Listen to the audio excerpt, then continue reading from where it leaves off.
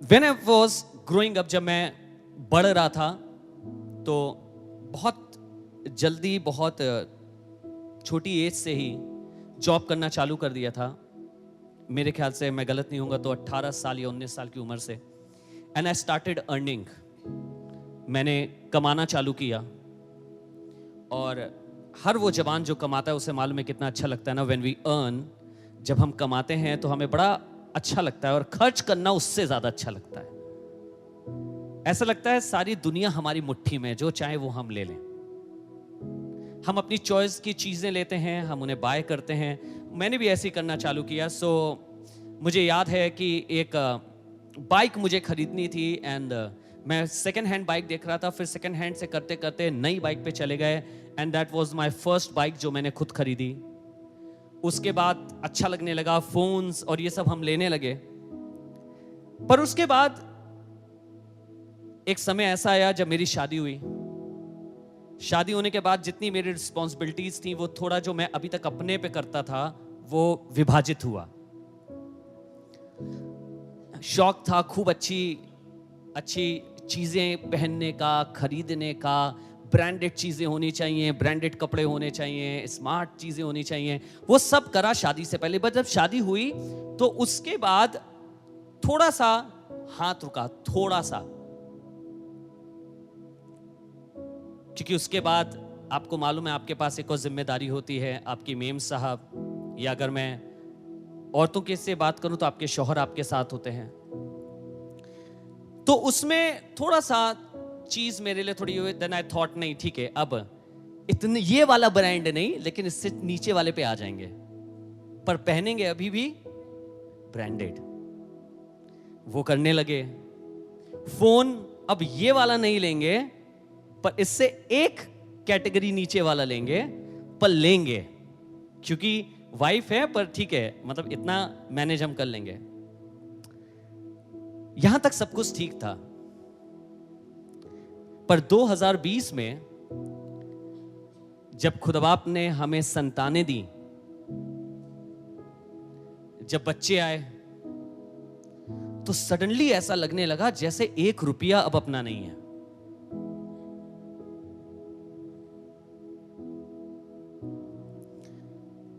Honestly आपको बता रहा हूं, सारे बच्चे भी ध्यान से सुनो और सारे माँ बाप इस बात को समझ पाएंगे। 1 रुपया भी अपना महसूस होना खत्म हो गया। अब ब्रांडेड कपड़ों से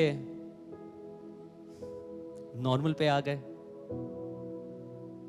आज भी पहनते हैं, पर सब गिफ्टेड होते हैं। शायद अभी भी जो पहना हो वो भी गिफ्टेड है। खुदा के लोग, खुदा के जन गिफ्ट करते हैं, then I am able to wear जो भी पहन पाता हूं। और जितने मेरे साथ अब रहते हैं वो जानते हैं कि मैं बहुत जल्दी अब चीजें नहीं लेता और ना खरीदता हूं। आई रियलाइज समथिंग कि बच्चों के बाद से मैंने चीजें बहुत सेव करना चालू कर दिया। और सेव क्यों करने लगा कि कोशिश करने लगा कि अपनी औलादों के लिए मैं कुछ विरासत, मैं कुछ चीजें कर सकूं, रख सकूं। आप में से हर एक माँ बाप ने किया होगा। यू कीप एफडीज, एंड आप चीजें करते हैं, आप इन्वेस्टमेंट्स करते हैं, आप अपना रेस्टोरेंट पे खाना बंद कर देते हैं। आपको मालूम है एक टाइम पे ऐसा होता था सोचना नहीं पड़ता था, पर आज सोचना पड़ता है कि अगर रेस्टोरेंट जाएंगे तो 2-3 हज़ार रुपए खर्च हो जाएंगे। And you know what is going to happen, इन 2-3 हज़ार रुपयों में अपने बच्चे के लिए मैं कितना कर सकता हूं। कितने बापों ने ऐसा फील किया है कि मैं अकेला हूं? करा है हम लोगों ने ना। लेने से पहले सोचते नहीं यार, इसके लिए बच्चों के लिए हो जाएगा, फीस में चला जाएगा, इन्वेस्टमेंट में चला जाएगा। सो आई स्टार्टेड इन्वेस्टिंग। मैंने इन्वेस्टमेंट चालू किया फादर होने के नाते। पर आज भी सारे इन्वेस्टमेंट के बाद आज भी मुझे मालूम है कि जो मैं इन्वेस्ट कर रहा हूं अपनी औलाद के लिए, वो कभी उसके लिए सफिशिएंट नहीं होगा। तो मुझे कुछ ऐसा इन्वेस्टमेंट ढूंढना है जो मेरी औलाद के लिए सफिशिएंट हो सके, जो उसके आने वाले फ्यूचर के लिए अच्छा हो सके।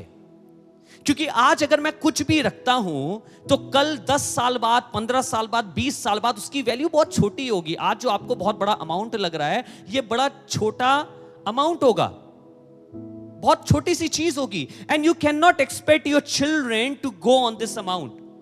कि वो इसी अमाउंट पे बढ़ते चले जाएं, फलवंत हो जाएं, आशीषित हो जाएं, उन्हें कोई घटी ना हो, तो ये हम और आप ट्राई करते हैं पर हम कभी उतना नहीं कर सकते. Then I was thinking, what can I do for my kids? मैं अपने बच्चों के लिए क्या करूं, मैं उनके लिए क्या कर सकता हूं? What is the right investment that I could do, ताकि मेरी औलादों का फ्यूचर बहुत अच्छा हो जाए. आपको मालूम है वो इन्वेस्टमेंट क्या हुआ? आज मैं खुदा के कलाम से आपको उसी लीगेसी, उसी इन्वेस्टमेंट के बारे में कुछ बताना चाहता हूं. चाहूंगा हर मां बाप इसे ध्यान से सुने. And the topic that I am going to share with you today is leave a legacy to follow. एक कुछ ऐसी विरासत छोड़ के जाइए जिसको आपकी औलादें भी कंटिन्यू रख सकें. अच्छा, व्हाट विल हैपन अगर आप आज उनके लिए 50 लाख रुपया छोड़ के जाएं? एमबीबीएस के कोर्स की क्या फी है? कोई मुझे बताए, किसी को मालूम है थोड़ा बहुत? कोई अगर पढ़ा लिखा हो, एमबीबीएस की कितनी होगी सोचिए, है ना? 30 लाख मान ले, चले let's take an average 30 lakh rupees. लीजिए, आपका बच्चा डॉक्टर बनना चाह रहा था, 50 लाख छोड़ के गए थे, उसमें से 30 लाख निकल गए.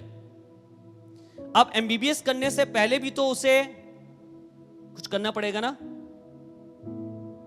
और अगर उसके बाद एमडी करना चाहे या कुछ और करना चाहे तो उसको पढ़ना पड़ेगा ना. आपके 50 लाख कहां गए, ना तो आपको पता चलेगा और ना आपकी औलाद को पता चलेगा. So I'm talking to the parents today and I want to tell you about an investment that you can make right now. एक ऐसा इन्वेस्टमेंट जो आप आज कर सकते हैं, और अच्छी बात यह हो कुछ ऐसा जो मेरी औलाद के समय तक बढ़ता चले जाए, खत्म ना हो. जिसको मेरी औलाद अपने हाथ में रखे तो उसके लिए चीजें और ज्यादा बड़ी होती जाएं, ना कि चीजें कम होती जाएं. So we need to find out something like this. आज खुदा के कलाम से एक जगह आपको लेके चलना चाहता हूं, और एक बाप, and when I'm talking about father, he is not a physical father to this boy. इस लड़के का ये शारीरिक पिता नहीं है पर आत्मिक पिता है. पर अपने आत्मिक बेटे को ये कुछ चीज सिखा रहा है. सुनेगा, बहुत खूबसूरत आयत है. दूसरा तीमुथियुस उसका पहला बाप उसकी 1 से 7वीं आयत आपके संग बांटने जा रहा हूं. दूसरा तीमुथियुस उसका पहला बाप उसकी 1 से 7. यहां पे कुछ इस तरीके से लिखा है. 2 Timothy chapter 1 verse 1 to 7. पौलुस की ओर से जो उस जीवन की प्रतिज्ञा के अनुसार जो मसीह यीशु में है, परमेश्वर की इच्छा से मसीह यीशु का प्रेरित है. I want you to listen about the introduction of Paul very carefully. मैं चाहूंगा, आपसे निवेदन करूंगा, पॉल का जो इंट्रोडक्शन है वो थोड़ा ध्यान से सुनेगा. पौलुस की ओर से जो उस जीवन की प्रतिज्ञा के अनुसार जो मसीह यीशु में है, परमेश्वर की इच्छा से मसीह यीशु का प्रेरित है, वो ये लिख रहा है, प्रिय पुत्र तीमुथियुस के नाम. किसके नाम? not only Timothy. प्रिय पुत्र तीमुथियुस के नाम. How hard it would have been for Paul to write it down in this way, that this letter is to Timothy. कितना मुश्किल होता पौलुस के लिए लिखना कि ये जो खत है ये तीमुथियुस के नाम पर है. नहीं, उसने ऐसे नहीं उसको करा शुरू. आपको मालूम उसने कैसे किया? उसने चालू किया कुछ इस तरीके से, प्रिय पुत्र तीमुथियुस के नाम. प्रिय पुत्र तीमुथियुस के नाम. और यही मेरे और आपके लिए बहुत जरूरी है, क्योंकि यहां पर जो मैं और आप समझते हैं वो एक बाप का अपनी औलाद को खत लिखना है. It is not just a man writing to a kid. It is not just anybody writing to anybody else. ऐसा नहीं है कि कोई किसी और को लिख रहा है या कोई एक आदमी एक लड़के को लिख रहा है, पर एक बाप अपने बेटे को लिख रहा है. क्या लिखता है? परमेश्वर पिता और हमारे प्रभु यीशु मसीह की ओर से तुझे अनुग्रह, दया और शांति मिलती रहे. This is not my topic but I want to mention something right over here. ये मेरा सब्जेक्ट नहीं है, पर एक बात कहना चाहता हूं. पिताओं, अपने बच्चों से बात करने का तरीका सीख लो. I am sorry if you mind it. माओ अपने बच्चों से, अपनी औलादों से बात करने का तरीका सीख लो। मुझे क्षमा करेगा अगर आपको बुरा लगे। मैं क्यों ऐसा कह रहा हूं? मैं और आप दुनिया में जब कार्य करते हैं बहुत कुछ फेस करते हैं अपने घर के बाहर, और most of the time we are on job, क्योंकि हम जब घर लौटते हैं शाम हो जाती है, खाना खाते हैं, हम सो जाते हैं, सुबह उठते हैं, फिर हम नौकरी चले जाते हैं। हमारी नौकरी कई बार हमारा कैरेक्टर और हमारा नेचर डेवलप करने लगती है।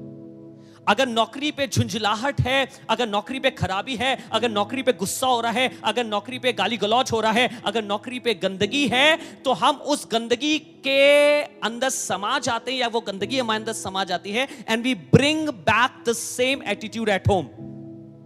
कभी आपने सुना है अभी मुझसे बात ना करो?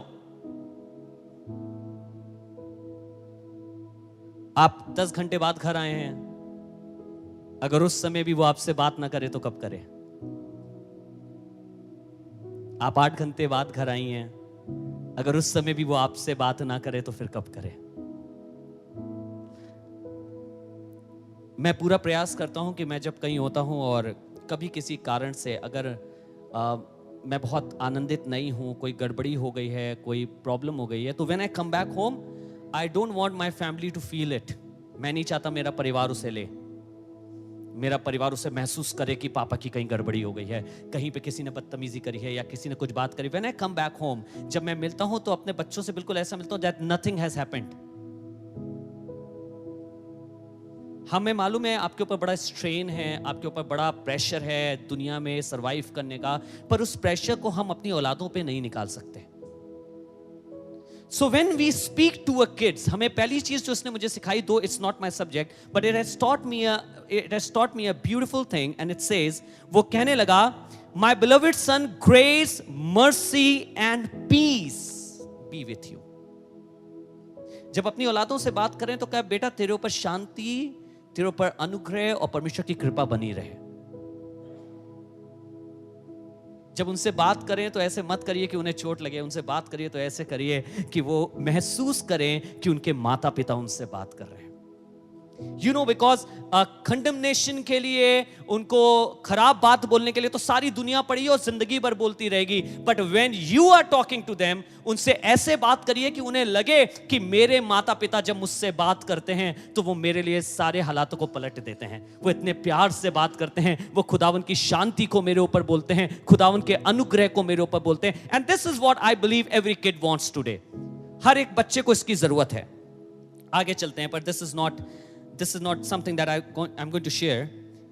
तीसरी आयत, जिस परमेश्वर की सेवा मैंने बाप दादाओं की रीति पर शुद्ध विवेक से करता हूं, उसका धन्यवाद हो कि अपनी प्रार्थनाओं में तुझे लगातार स्मरण करता हूं और तेरे आंसुओं की सुधि करके रात दिन तुझसे भेंट करने की लालसा रखता हूं कि आनंद से भर जाऊं। और मुझे तेरे उस निष्कपट विश्वास की सुधि आती है जो पहले तेरी नानी लोइस और तेरी माता यूनिके में थी, और मुझे निश्चय हुआ है कि तुझ में भी है। इसी कारण मैं तुझे सुधि दिलाता हूं कि तू परमेश्वर के उस वरदान को जो मेरे हाथ रखने के द्वारा तुझे मिला है चमका दे, क्योंकि परमेश्वर ने हमें भय की नहीं पर सामर्थ और प्रेम और संयम की आत्मा दी है। Now I want to tell you something। ये पौलुस का दूसरा खत है जो तिमुथियुस को है। पहला खत, इस समय तिमुथियुस इफिसुस की कलीसिया का एक यंग पास्टर है। He is pastoring a church in Ephesus।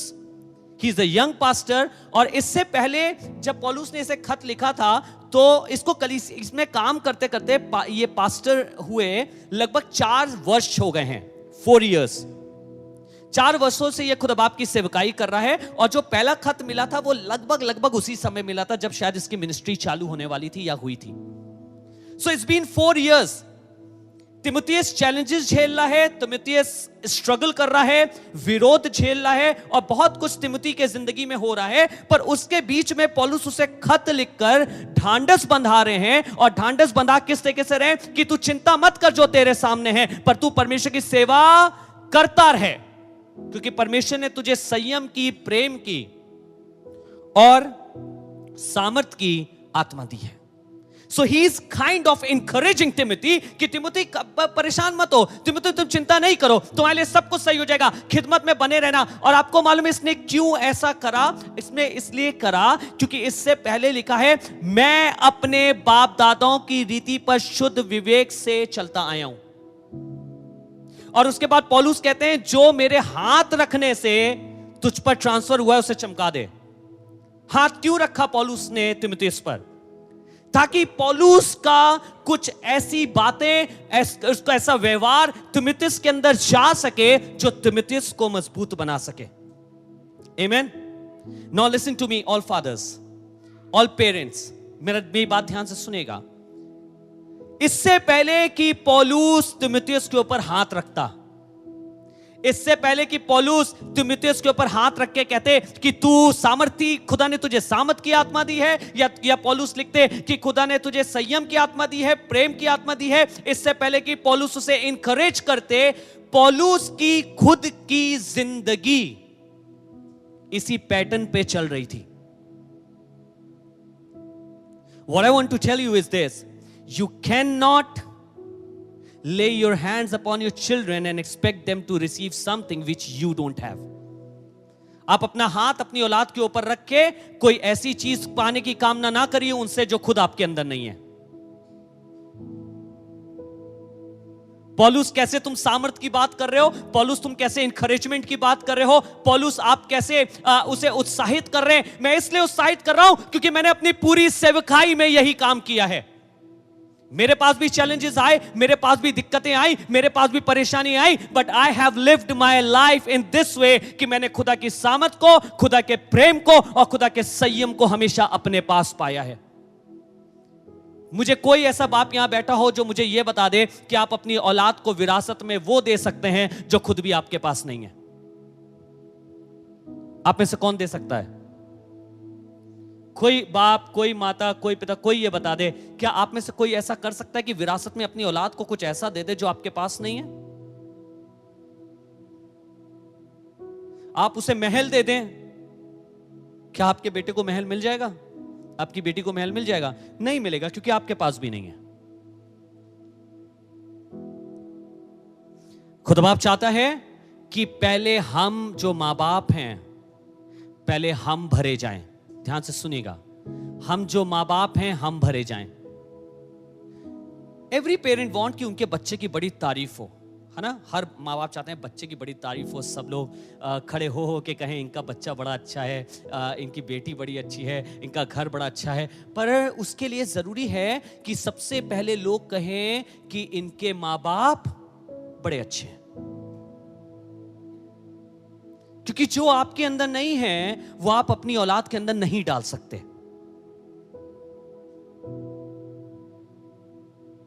Usually हम देखते हैं कि जो बाप के गुण होते हैं वो उसकी औलादों में आते हैं। हम बहुत देखते हैं इसे। क्यों? क्योंकि बाप के अंदर है।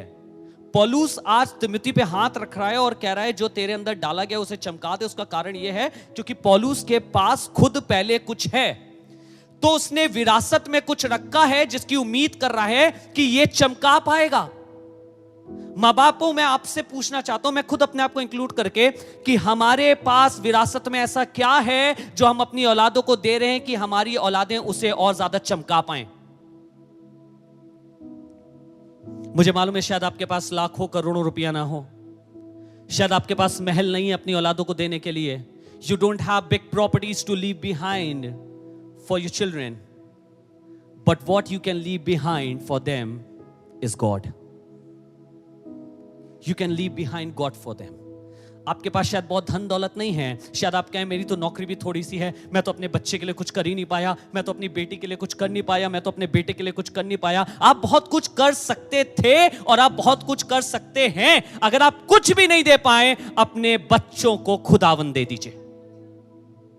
And God is going to take care of them. खुदा बाप उनकी खबरगिरी करेगा, खुदा बाप उनके साथ खड़ा रहेगा, खुदा बाप उनके संग बना रहेगा। लेकिन जरूरी है कि आप खुदा भी तभी दे पाएंगे जब आपके पास खुदा होगा।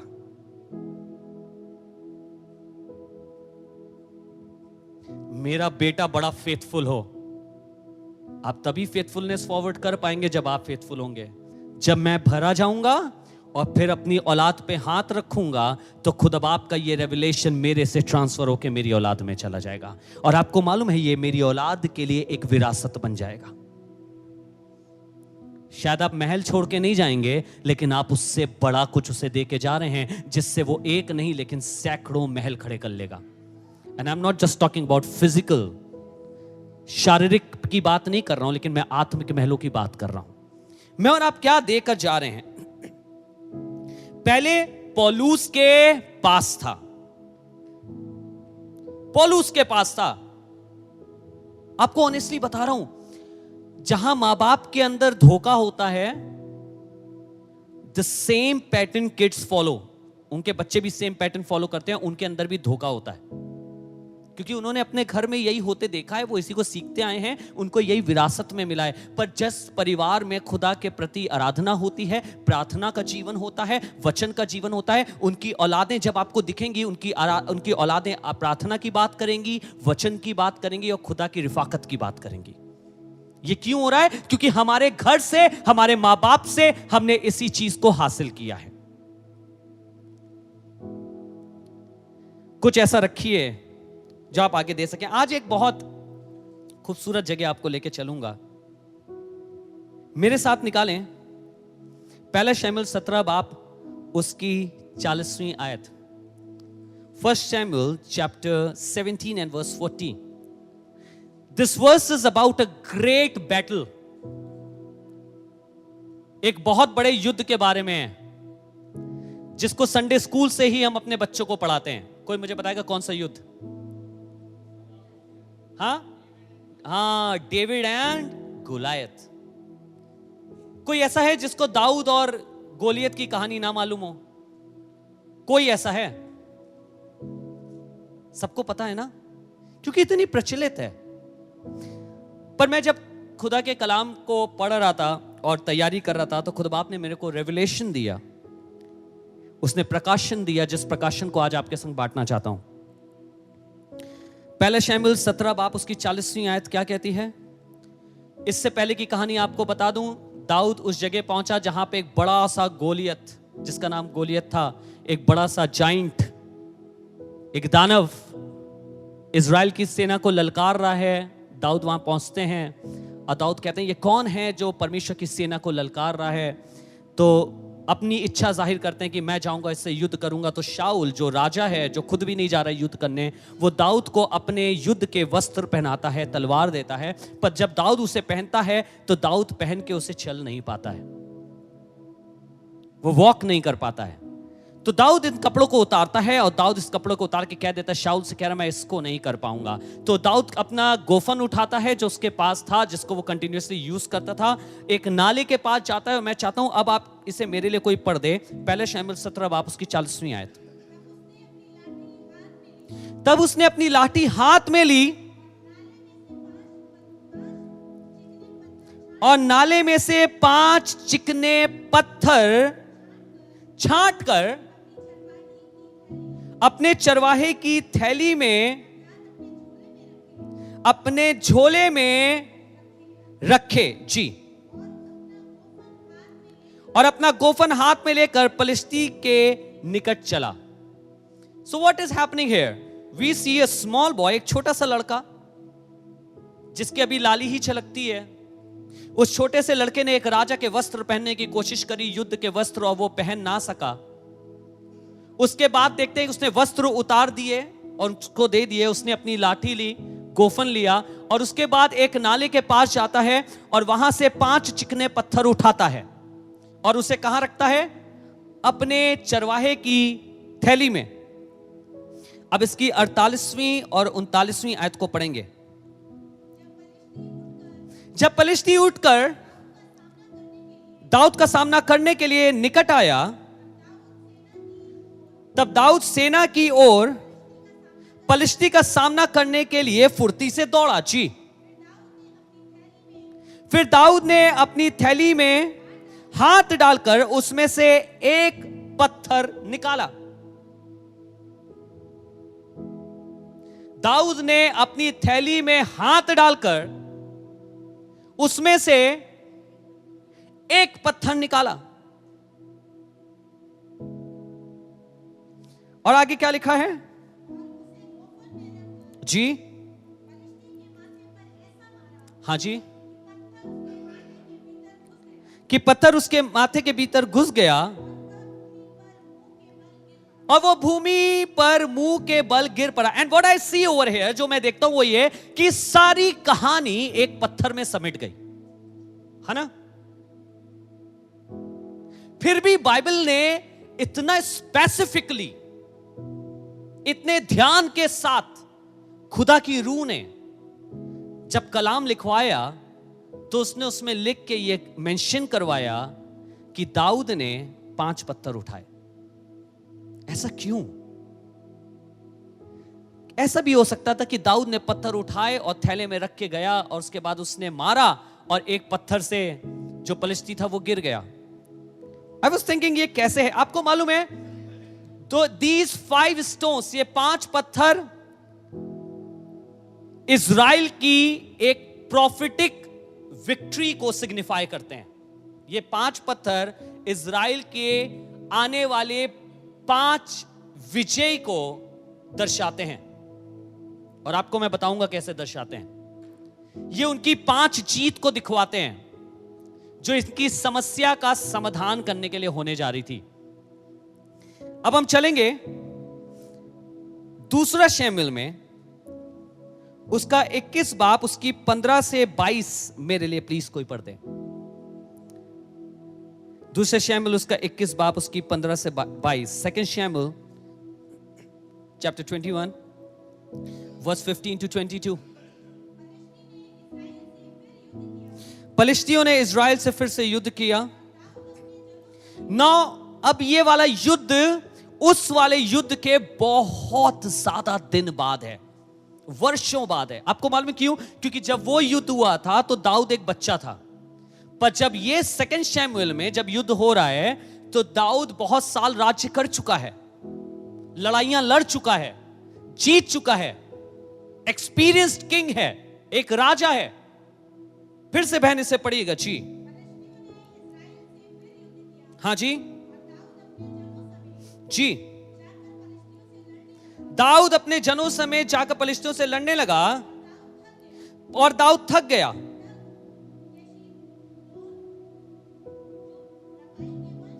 जी जी। और वो नई तलवार बंधे हुए था, उसने दाऊद को मारने की ठानी। अभिषेक ने दाऊद की सहायता करके उस पलिश्ती को ऐसा मारा कि वो मर गया। सुनेगा ध्यान से। ये आपको मालूम है, एक इसमें एक चीज छूट गई है, मैं आपके लिए इंग्लिश में से पढ़ना चाहता हूं। वर्स 16, इसे ध्यान से सुनेगा। Then Ishbi-benob, who was among the descendants of the giant, जिसको दाऊद के जन ने अभी मारा है, वो जाइंट्स या गोलियत जिस वंशज का था उन्हीं में का एक था, एक और, तो उसको मारा गया। राइट? सुनेगा, आगे पढ़ें बहन जी।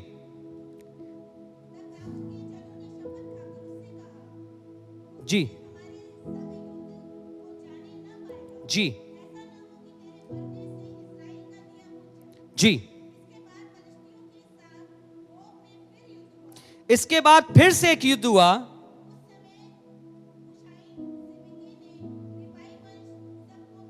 जी,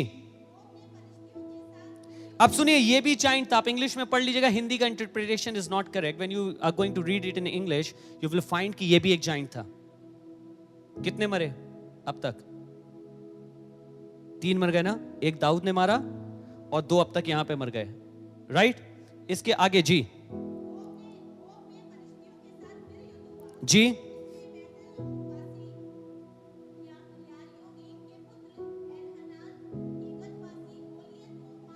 एक और गोलियत मारा गया, है ना? कितने हुए? 4 हो गए जी। जी, फिर गत में भी युद्ध हुआ, वहां पे भी एक बड़े डील डॉल वाला एक रपाई वंशी पुरुष था, 6 उंगलियां थी। जी जी। तब दाऊद के भाई शीमा के पुत्र योनातान ने उसे मारा। ये ही 4 गत में उस रपाई से उत्पन्न हुए थे। These 4 and 1 वो गोलियत जिसको दाऊद ने मारा। 5, है ना? मैं नहीं आपसे ये कह रहा कि ये पांचों उस 5 पत्थरों से मारे गए हैं जो दाऊद ने इकट्ठा करे, but I want to show you something. ये क्या हुआ है, क्या मैं आपको बताना चाह रहा हूं, इसको सुनेगा। पहला शमूएल 17 बाब 11वीं आयत में वापस चलेंगे। पहला शमूएल 17 बाब उसकी 11वीं आयत में। पहला शमूएल 17 बाब उसकी 11वीं आयत को पढ़े। अब ये हम वापस दाऊद वाले युद्ध में पहुंच गए हैं जहां पे पलिश्ती इजरायलियों को ललकार रहा है। लिखा है, और उस पलिश्ती की बातों को सुनकर शाऊल और समस्त इजरायलियों का मन कच्चा हो गया। किसका? समस्त इजरायलियों का मन कच्चा हो गया जी। और वो अत्यंत डर गए, इतना डर गए कि जब वो पलिश्ती खड़े होकर चिल्ला रहा है, क्या तुम्हारी तरफ से कोई एक युद्ध करने आएगा मुझसे? कोई आने के लिए तैयार नहीं है। यहां तक कि वो राजा जिसका कद आम आदमियों से भी ऊंचा माना जाता था, जिसका नाम राजा शाऊल है, वो भी युद्ध करने के लिए आने के लिए तैयार नहीं हो पा रहा है। He is afraid. पर मैं देखता हूं कि कुछ वर्षों बाद ये हालात बदल गए। यहां पे कोई युद्ध करने आने की हिम्मत नहीं कर रहा है, और वहां पे दाऊद से कह रहे हैं कि तुम आराम करो, इनको हम मारेंगे। पढ़ा ना आपने दूसरा शमूएल में? उन्होंने कहा, दाऊद अब आप युद्ध करने नहीं जाएंगे, हम जाके इनको मारेंगे। भाई ये फर्क कहां से आया? कहां से ये फर्क आया है? एक जगह राजा तक डर रहा है और दूसरी जगह दाऊद के सर्वेंट्स और दाऊद के भाई का बेटा, अर्थात दाऊद के जो खानदान है उसके लोग इन जाइंट्स को मार रहे हैं, इन बड़े बड़े दानवों को मार रहे हैं। ये कहां से आया है? आपको मालूम है कहां से आया है? ये आया क्योंकि इनके जो पापा हैं, जो इनके राजा हैं, जो जिनका नाम राजा दाऊद है, उन्होंने एक दिन हिम्मत करी और उन्होंने कहा, मैं खुदावंद के नाम से इसे मारूंगा। आपको मालूम है उसका असर क्या हुआ? ना केवल दाऊद मार रहा है, लेकिन आज दाऊद के वंशज भी, दाऊद के सर्वेंट्स भी, दाऊद के भाई की औलादें भी इन दानवों को मार रही हैं। अच्छा, आप सोच के देखिए क्या होता अगर दाऊद उस दिन खड़ा ना होता युद्ध लड़ने के लिए। अगर दाऊद ना कहता मैं लड़ूंगा और मैं मार दूंगा इसे, या दाऊद ने वो विक्ट्री हासिल ना करी होती, क्या आपको लगता है उसके सर्वेंट्स कभी इनसे लड़ते? क्या आपको लगता है उसके भाई का बेटा कभी इनसे लड़ता? कोई नहीं लड़ता। आपको मालूम है क्यों? क्योंकि दाऊद ने हराया है, तो इनको भी विश्वास है कि अगर मेरा राजा मार सकता है, अगर दाऊद मार सकता है अपने बचपने में, अपनी जवानी में उसे, तो हम भी मारने की कुव्वत रखते हैं। आपको बताना चाहता हूं पेरेंट्स, जब पहले मैं और आप गोलियत को मारते हैं अपनी जिंदगी में, जब पहले मैं और आप युद्ध करना सीख जाते हैं, जब मैं और आप अपनी समस्याओं को हराने लगते हैं, हमें देख के हमारी औलादें भी समस्याओं को हराना सीख जाती हैं। They learn to fight these battles. पर आपको मालूम है इसके लिए जरूरी क्या होता है? कि पहले ये मैं करूं, then only I can expect my children to do the same. मेरी औलाद तभी कर पाएगी जब मैंने किया हो। आप चाहते हैं आपकी औलादें खूब अच्छी हों, प्रभावशाली हों, आप चाहते हैं आपकी औलादों को खुदावन बहुत पसंद करे, आप चाहते हैं आपकी औलादें सबसे बेहतरीन हो, मैं आपको बताना चाहता हूं सबसे पहले आपको खुदा की नजरों में ऐसा बनना होगा। जब आप बनेंगे तब आप अपनी औलादों के लिए वो लीगेसी छोड़ के जाएंगे जिसको वो फॉलो करेगी। आज दाऊद के सर्वेंट तक लीगेसी फॉलो कर रहे हैं। आज दाऊद के भाई का बेटा तक लीगेसी फॉलो कर रहा है। क्यों कर रहा है? क्योंकि उसने दाऊद को जाना है कि दाऊद ने भी एक दिन मारा था, तो हम भी मार लेंगे। हमारे बच्चों के फेल होने का कारण कई बार बच्चे नहीं होते हैं। Please don't tell your children कि तुम फेल हो गए या तुम इस चीज में हार गए, अपनी जिंदगी में इसमें हार गए। वो इसलिए हारा है क्योंकि उसने अपने मां बाप को हारते हुए देखा है।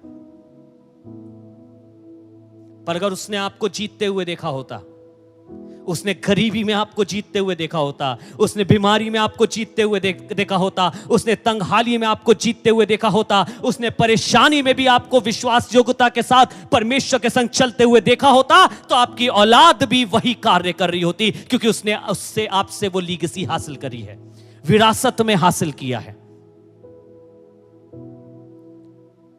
हमें लगता है हमारा बच्चा कमजोर है। जी नहीं, ये कमजोरी आपके बच्चे की नहीं है, ये हमारी कमजोरी है।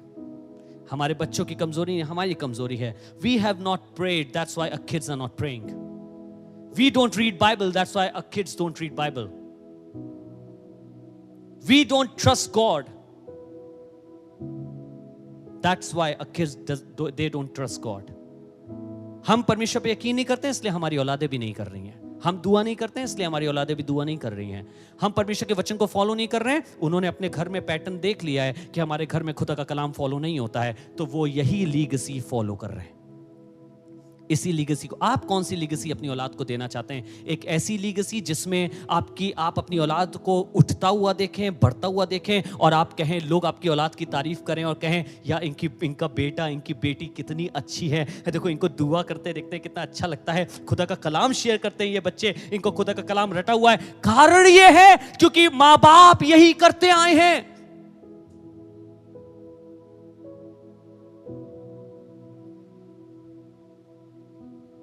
आपको मालूम, हम अपने बच्चों को प्रेयर सिखाते हैं।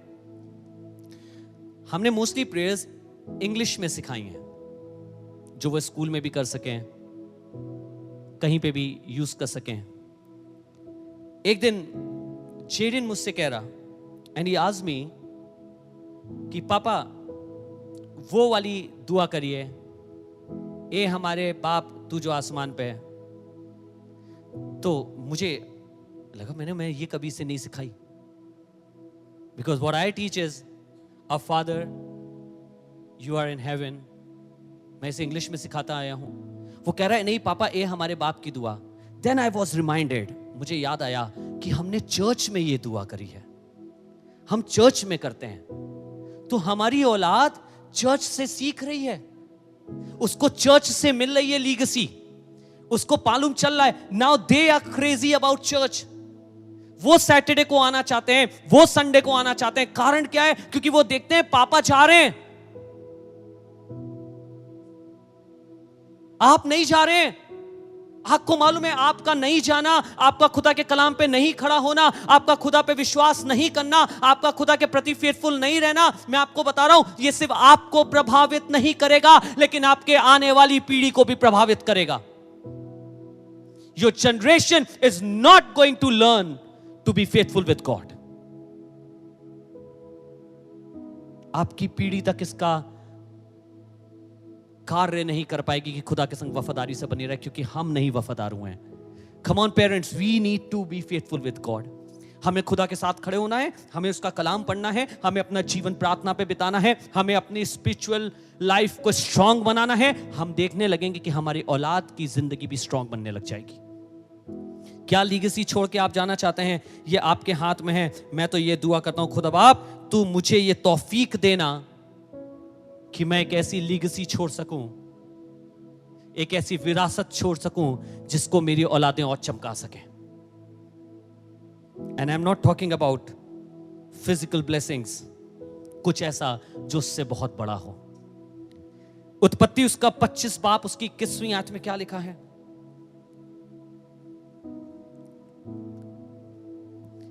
एक जवान के बारे में लिखा है, और सुनेगा। इसहाक की पत्नी तो बांझ थी,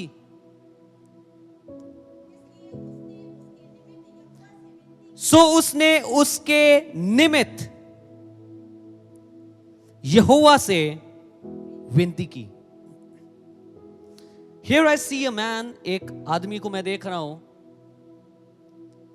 जो अपनी बीबी के लिए जो बांझ है और पुत्र उत्पन्न नहीं कर सकती है, वो उसके लिए दुआ कर रहा है.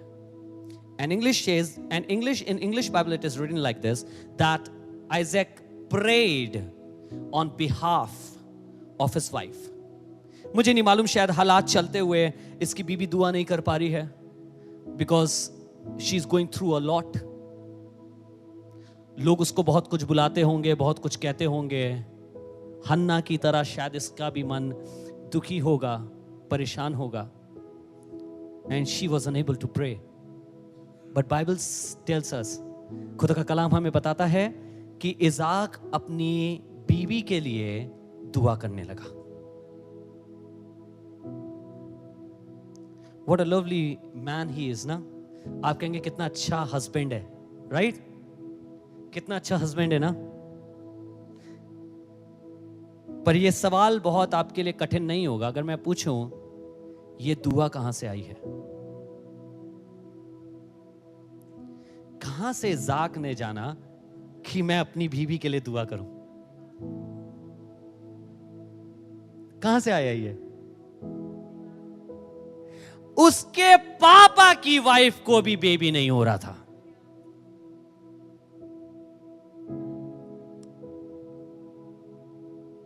आमेन. उसको याद आया, मेरी मां को भी तो मैं नहीं हो रहा था. But then my father never stopped praying. मेरे बाप ने कभी दुआ करना बंद नहीं करा. मेरे बाप ने कभी विश्वास पे चलना नहीं बंद किया. मेरा बाप कभी रुका नहीं, थमा नहीं, वो अपने ईमान पे कायम रहा. I have heard that God blessed my father. अगर आज मैं अपनी बीवी के लिए दुआ करूंगा तो मेरी बीवी को भी बरकत मिलेगी. And you know what happened? इज़ाक ने जब दुआ करी, खुदा बाप ने इज़ाक की दुआ को सुन लिया, उसकी बीवी को ब्लेस किया. पर ये आया कहां से? ये आया है विरासत से. विश्वास विरासत से मिलता है. हे मेरे पुत्र, मुझे तेरे उस निष्कपट विश्वास की सुधि आती है जो पहले तेरी नानी, फिर तेरी माता और अब तुझ में भी है. तो फेथ इज अ लीगेसी. ये जो विश्वास है, ये एक विरासत है जो मां बाप को अपनी औलादों को सौंपनी है. आप चाहते हैं मुश्किल समय में आपकी औलाद को दुआ करना स्मरण रहे, तो पहले मुझे और आपको मुश्किल समय में दुआ करना स्मरण होना चाहिए. आप चाहते हैं आपकी औलाद मुश्किल समय में गिर ना जाए, तो जरूरी है कि पहले मैं और आप कठिन समयों में ना गिरे. अगर आप चाहते हैं आपकी औलाद विश्वास को थामे रहे, तो मैं आपसे कहना चाहता हूं, पहले मुझे और आपको विश्वास को थामे रखना है. हमारी औलाद वही सीखेगी जो वो हमें करते हुए देख रही है. जो वो मुझे करते देख रही है, वो वही सीखेगी, और वही आपको पता चलेगा आपने उनको क्या सौंपा था, आपने उन्हें क्या दिया था. इज़ाक, तुमने क्या देखा अपने बाप के अंदर? मैंने अपने बाप के अंदर खुदा के प्रति प्रेम देखा है. इतना देखा है कि वो एक दिन मुझे कुर्बान करने के लिए चल दिए, सिर्फ इसलिए क्योंकि परमेश्वर ने उनसे ये कह दिया था. मैंने अपने बाप के अंदर खुदा के प्रति फेथफुलनेस देखी है. मैंने अपने बाप के अंदर परमेश्वर के प्रति विश्वास देखा है, और अब वही विश्वास मैं फॉलो कर रहा हूं. आपको मालूम है, पुराने नियम में परमेश्वर ने सब नामों में से एक नाम ऐसा भी था जिसको उसने मनुष्य के नामों से अपने आप को रिप्रेजेंट किया. किसी को मालूम है वो नाम? क्या आपको मालूम है? निर्गमन 3:6 में जब परमेश्वर अपने आप को इंट्रोड्यूस करता है, तो ऐसे करता है कि मैं अब्राहम, इसहाक और याकूब का परमेश्वर हूं. आपको एक अद्भुत बात बताऊं, तीनों के संग औलादों को लेकर कुछ ना कुछ इशू था. अब्राहम, इसहाक और याकूब, तीनों को. पर तीनों ही अपने विश्वास में मजबूत निकले. परमेश्वर अपने आप को रिप्रेजेंट कैसे करता था? अब्राहम का प्रभु, इसहाक का प्रभु और याकूब का प्रभु, क्योंकि एक लीगेसी ऑफ कवर्नेंट चली आ रही थी। पर आप कहेंगे भैया ये मुझ तक तो नहीं पहुंची, ये मेरे तक तो नहीं पहुंची। आपको मालूम है एक दिन क्या हुआ? एक दिन परमेश्वर ने याकूब के संग एक मल युद्ध करा। उस मल युद्ध में वो भोर होने तक उससे लड़ता रहा, और याकूब, जो दूत उससे लड़ रहा था या जो उससे लड़ रहा था, उसके ऊपर विजय हुआ। और उसने जाते जाते एक बात कही। उसने कहा, आज से तेरा नाम याकूब नहीं होगा। अब ध्यान से सुनिएगा, आज से तेरा नाम याकूब नहीं होगा, पर तेरा नाम, जोर से बोलिएगा, क्या होगा? इस्राएल होगा। क्या नाम दिया गया उसे? तो अब इसे समझिएगा। Till now God was known as God of Abraham, God of Isaac and God of Jacob. But then God changed the name of Jacob into Israel. So now God is not just the God of Abraham, Isaac और Jacob, पर वो अब Israel का परमेश्वर है। And जब मैं Israel कह रहा हूं, I am not talking about geographically particular area जहां पे लोग हैं। We are God's people. अब वो हमारा परमेश्वर है। पर ये कैसे होता है? ये होता है जब लीगेसी फॉलो की जाती है। रोमियो उसका 4 बाब उसकी 13वीं आयत में लिखा है, क्योंकि ये प्रतिज्ञा की वो जगत का वारिस होगा, ना इब्राहिम को ना उसके वंश को व्यवस्था के द्वारा दी गई थी, परंतु विश्वास की धार्मिकता के द्वारा मिली। जो प्रतिज्ञा है अब्राहम को, वो विश्वास की धार्मिकता के द्वारा दी गई। और ना केवल अब्राहम को, लेकिन उसकी लिखा है उसके आगे आने वाली उसकी पीढ़ी को भी। जल्दी से आपको बता दूं, ये विश्वास की धार्मिकता क्या है? रोमियो 4:3। विश्वास की धार्मिकता क्या है? पवित्र शास्त्र क्या कहता है? यह कि इब्राहिम ने परमेश्वर पे विश्वास किया और ये उसके लिए धार्मिकता गिना गया।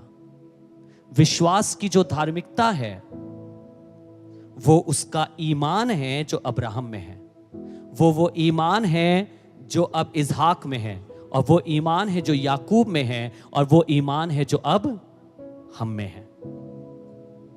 अब हमारा फर्ज है कि हम अपनी औलादों के लिए कुछ छोड़ें। एक आखिरी आयत बता के खत्म करूंगा। नीति वचन 20 उसकी 7वीं आयत। धर्मी जो खराई से चलता है, आपको ये आज मिलेगी भी, धर्मी जो खराई से चलता है उसके पीछे उसके लड़के वाले धन्य होते हैं। क्या लिखा है? वाओ!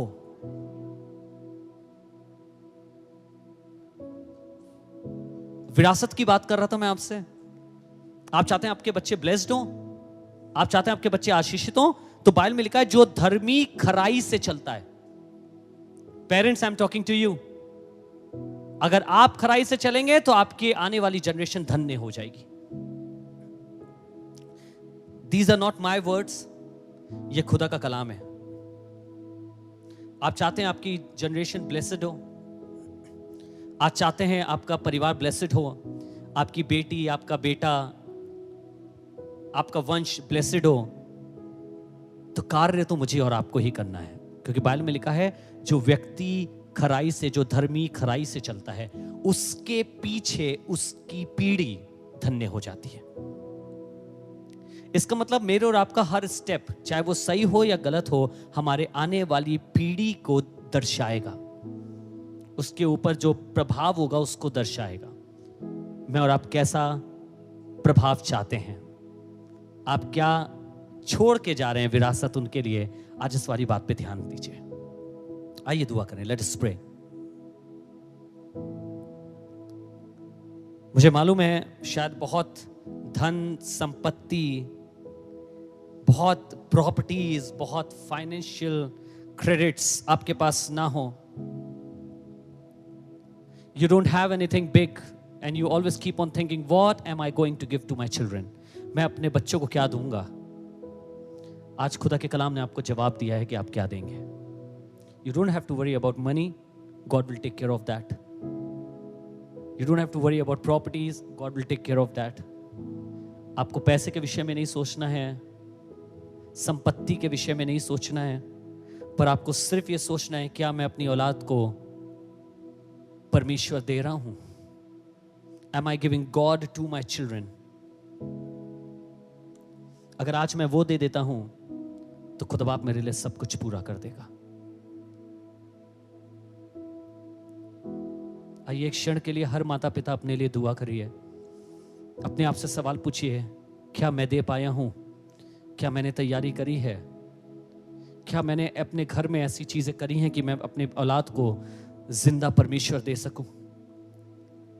क्या मैंने ऐसी तैयारी करी है कि मैं अपनी औलाद को फेथफुलनेस दे सकूं, विश्वास दे सकूं, खराई दे सकूं, धार्मिकता दे सकूं? क्या मैं चल रहा हूं?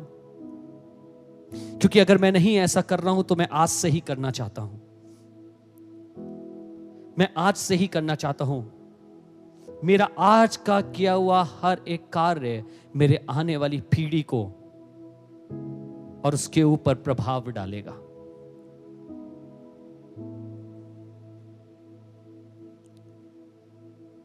मेरा डिसीजन मैं कैसे लेता हूं, मैं बात कैसे करता हूं, मेरी सोच क्या है, मेरे निर्णय क्या होते हैं, मेरे काम करने का तरीका, सब कुछ आने वाली पीढ़ी को प्रभावित करेगा। मैं क्या देना चाहता हूं, मैं क्या छोड़ना चाहता हूं। पेरेंट होने के नाते, फादर होने के नाते मुझे नहीं लगता आप कोई ऐसी चीज छोड़ना चाहेंगे जो आपकी औलादों के लिए नुकसान का कारण हो, पर मैं विश्वास करता हूं आप कुछ ऐसा छोड़ेंगे, आप कुछ ऐसा देना चाहेंगे जिससे आपकी औलाद बरकत पाए। प्रभु धन्यवाद करते हैं कि जब आज ये सब माँ बाप दुआ कर रहे हैं, मैं भी इनके साथ दुआ कर रहा हूं प्रभु, और यही विनती करता हूं हम अपनी औलादों के लिए एक ऐसी विरासत छोड़ के जाएं, एक ऐसी मीरास छोड़ के जाएं जो बढ़ती रहे। प्रभु पैसे खत्म हो जाएंगे, प्रॉपर्टीज खत्म हो जाएंगी, पर अगर कुछ ऐसा है जो सदैव बना रहेगा तो वो केवल आप हैं। हमें सिखाइए कि हम अपनी औलादों को आपको दे सकें, अपने बच्चों के जीवन में आपको डाल सकें, उनकी सोच में, उनके बात करने के तरीके में, उनके ढंग में, उनके जीने के तरीके में हम खुदावंद यीशु मसीह को डाल सकें। हमसे जो गलती हुई है वो हमारी औलादों से ना हो, पर हमारी औलादें तेरे संग बनी रहे। हम ऐसी खराई से चलें कि हमारे पीछे हमारी पीढ़ी आशीषित होने वाली हो सके। आपके फजल के लिए आपका धन्यवाद प्रभु। आज होने दे तेरी ये शिक्षा, तेरा हर सेवक, हर एक बाप, चाहे वो आत्मिक हो चाहे शारीरिक हो, हर एक माता वो लेके जाने वाली हो सके प्रभु यीशु के नाम से, आमीन।